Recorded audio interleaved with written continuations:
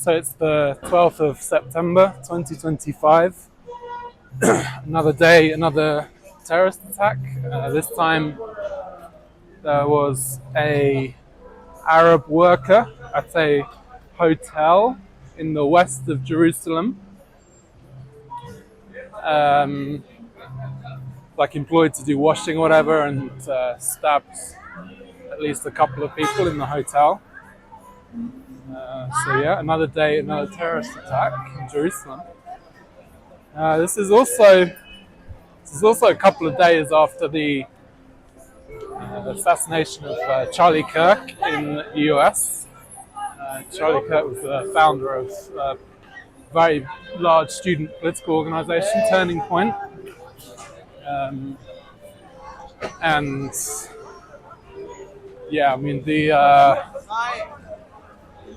imagery was graphic, right? So I mean, the video of him being shot and blood pouring out of his neck seems quite loud there, so I'll continue here.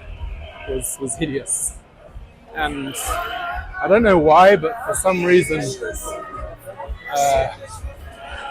it really impacted me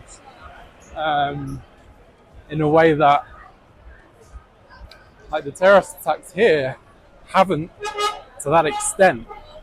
And I'm not entirely sure why. It may be that the video is graphic. It may be that this is a very well-connected, wealthy individual, or was a very wealthy, well-connected individual, connected to the president, connected to rich donors. He has a significant security staff. And so, yeah, when people like the president are shot by snipers last year, and when Charlie Kirk is shot dead a couple of days ago, I mean, if these guys can't stay safe with all the resources they have available to them, there's not much chance for anyone, really. So that's certainly part of why it impacted me. Another reason was the reaction online. Absolutely hideous. You saw videos of a black guy snatching MAGA caps from the desk that Charlie Kirk had been shot at, like seconds after he'd been shot. You saw a guy in the crowd celebrating, like jumping up and celebrating that he'd been shot and blood was pouring out of his neck. You had left-wing people online saying that he deserved it for what he'd said. He was a Nazi, he deserved to be killed.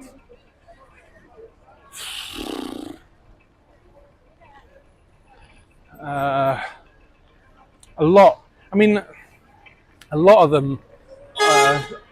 them were saying, oh well, he supported a genocide in Gaza, so that's why he deserved to be shot. I mean, it's just going insane.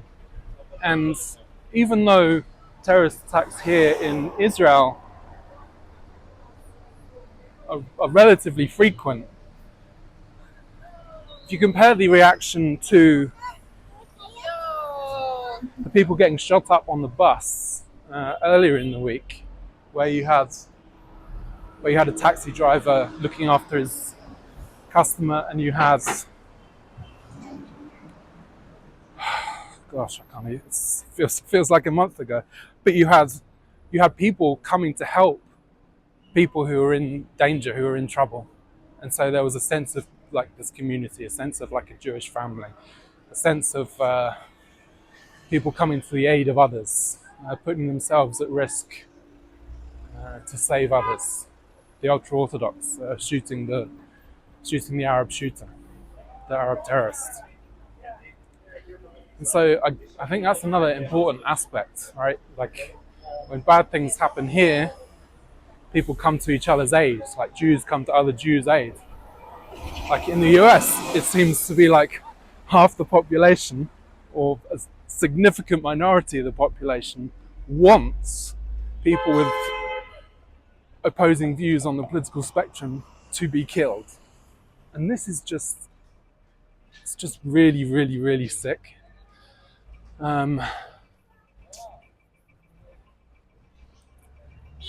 that doesn't, there's not much you can do to change that overnight when you have such a large, significant minority of your population that is that sick.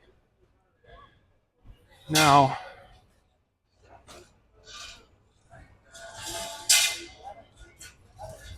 I guess the final aspect I'll discuss for why this has like quite a significant impact on me is that like when you're in a place, when you're in a country, like I'm in Israel now, when things happen, you can kind of visit them, or you can kind of observe what's going on and observe how people are behaving. Like, I haven't been to the US in so long. I mean, it's been like 8 years. Completely suppressed on big tech websites, so barely get any interaction with anybody, including Americans. It just feels like I have no personal gauge on what the hell is going on there. And given how the United States has been such an important like anchor superpower for the West, it's really concerning when you feel like even the United States may not pull through this, even with a right-wing government, even with Trump surviving 2 assassination attempts, even with Trump in power. You just wonder what the hell is going on over there.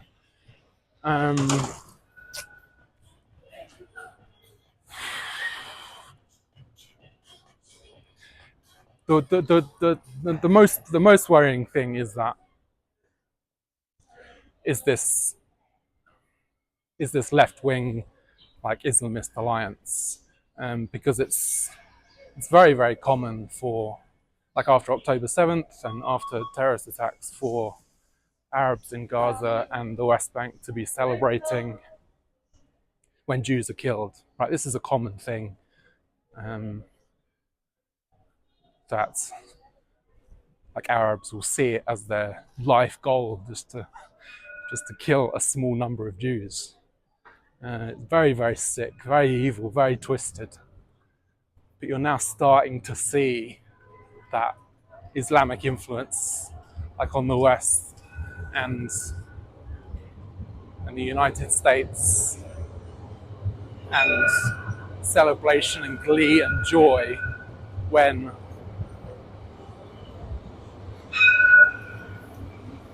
a father is killed and his children, his wife, are left without a father and husband. And that's really, really sick.